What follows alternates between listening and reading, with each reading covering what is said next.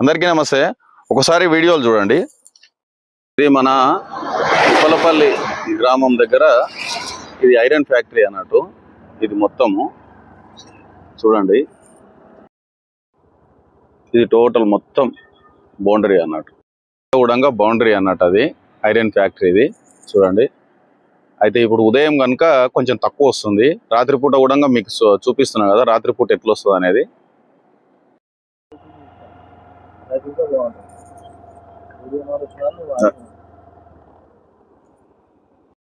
ఇది ముఖ్య విషయం చూడండి. భూమి మీద ఎంత ఎత్తు ఈ బ్లాక్ అనేది పడ్డదో చూడండి మీరు. ఇగో ఎంత బ్లాక్ పడ్డది అని అంటే చూడండి, మీరు బాగా చూడండి. భూమి ఎంత ఖరాబ్ అయిపోయింది.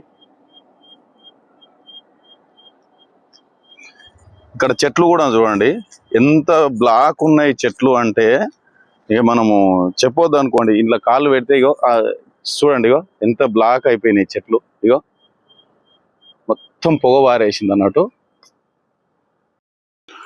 చూసిండ్రు కదా వీడియోలు. అయితే ఈ యొక్క ఇప్పలపల్లి గ్రామ శివారులోని ఈ యొక్క ఐరన్ ఫ్యాక్టరీ, దీనితో ఇది వచ్చేటటువంటి పొగ అనేది బ్లాక్ గా వచ్చేసి ఇది ఏం చేస్తుందనంటే ఈ యొక్క గ్రామాలలో మిద్దెల మీద మొత్తం అదే ఉంటుంది. అయితే ఉదయం పూట ఏం చేస్తున్నారంటే తక్కువ ఇడుస్తున్నారు, రాత్రిపూట ఎక్కువ ఇడుస్తున్నారు. అయితే ఈ మధ్య కాలంలో లైట్లు కూడా ఎక్కువ కనబడుతుందని చెప్పి ఆ యొక్క ఫ్యాక్టరీ లైట్లు కూడా బంద్ చేస్తున్నారు నైట్లా. అయితే ఈ యొక్క ఫ్యాక్టరీని ఇక్కడ నుంచి తరలించాల్సిన బాధ్యత మన యొక్క 7-8 గ్రామాలు, మధురాపూరు, షేరుగూడ, ఇప్పలపల్లి, వేములనర్వ, గుట్టలగడ్డ తండ, దేవునిగొండి తండ, పాపిరెడ్డిగూడెము, దత్తాయపల్లి, ఇన్ని గ్రామాల మీద పడుతుంది దీని యొక్క ప్రభావం. కనుక ఇన్ని గ్రామాలలో కూడా ఉద్యమించాలి.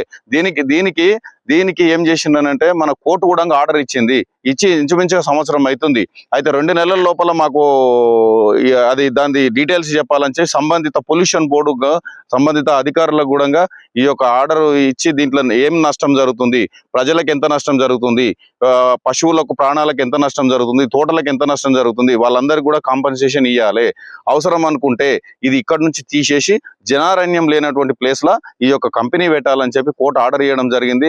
కనుక మన గ్రామాల ప్రజలందరూ కూడా మన భవిష్యత్తు, మన పిల్లల భవిష్యత్తు, దీని నుంచి వచ్చేటటువంటి పొగ మన యొక్క ఊపిరితిత్తులకు సంబంధించిన వ్యాధులు మొత్తం టోటల్ గా అటాక్ అవుతాయి అన్నట్టు.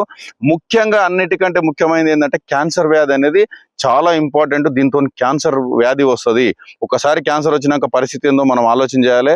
ప్రజలందరి అన్ని గ్రామాలలో కూడా ఉద్యమించాల్సిన సమయం ఆసన్నమైంది. ఈ యొక్క కంపెనీ అందరూ కూడా సహకరించాలి. మీరు అందరూ ఈ యొక్క కోర్ట్ ఆర్డర్ పేపర్లు నా దగ్గర ఉన్నాయి.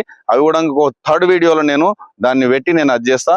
అందరూ కూడా సహకరించాలని నా యొక్క మనవి.